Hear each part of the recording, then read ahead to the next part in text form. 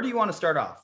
Well, you mentioned the Seahawks losing their home opener this week, and the Seahawks, I've joked for a while that the Cowboys have basically been the same team for 4 years now. I do it in college all the time that Wake Forest has been the same team for 15 years, or Oklahoma State's been the same team for 30 years. But the Seahawks, sometimes they just look dominant against teams, and sometimes they just play these weird games against the Titans or against the Giants or the Bengals. To their credit, they looked both in that game. Yes. And then sometimes they go on the road and they put up 35 points and it's like they're up 21 in the first part of the red zone. And you're like, okay, I don't have to care about this game anymore. Seahawks have that one won. Usually dome stadiums. Usually they're doing it in dome stadiums as well for some reason. But let's talk about them against Minnesota, because this is a fun game because Minnesota's offense is really good and their defense is really poor.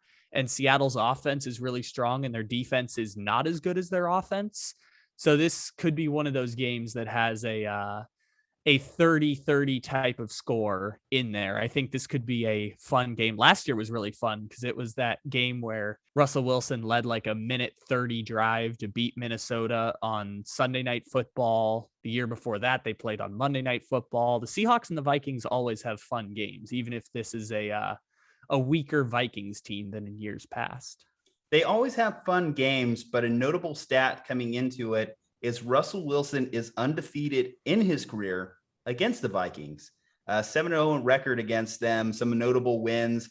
You could go back to Blair Walsh, which is a name that echoes to this day, as Greg Joseph also missed a game-winning field goal this past weekend. Both teams lost in soul-crushing fashion this past weekend, whether it's the Seahawks losing in overtime or it's the Vikings losing on a missed kick at the end of the game. For the Vikings, that's back-to-back weeks in which a kicker did them in, as Cincinnati also beat them on a walk-off field goal the previous week. So the Vikings are staring down the gun barrel of 0-4 as their schedule kind of heads into the next few weeks. 0-2, they're heading into this game. They are the underdog by 1.5 points, and they face the Browns next week. So this is a must-win game for them, absolutely. You mentioned the Vikings defense has been porous.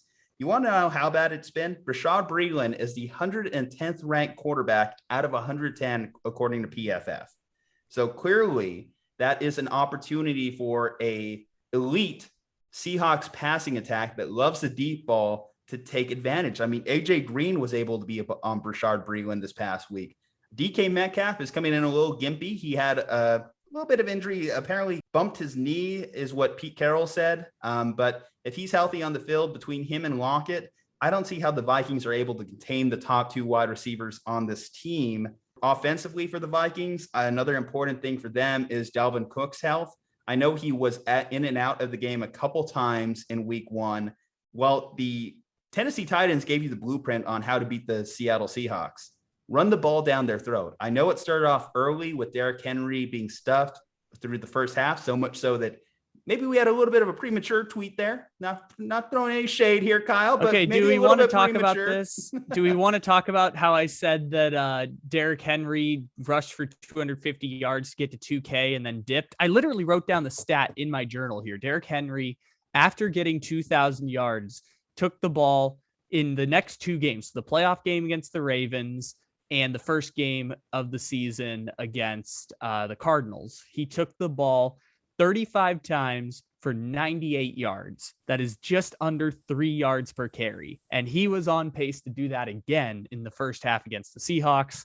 I put out a tweet, and then after that, he had 180 yards of offense and 3 touchdowns in the second half of that game. I'd like to think that somewhere, some way, there was someone on the sidelines that was connected to social media that showed Derrick Henry your tweet and was like, man, fuck those Slumpbuster guys. We're going to rock it this weekend. 3 touchdowns. And hey, you have him in fantasy football, so it's not a complete loss there. And obviously, that was my one win of the weekend. The Titans going over on the Seahawks. So definitely a win there. But who is going to win this Sunday?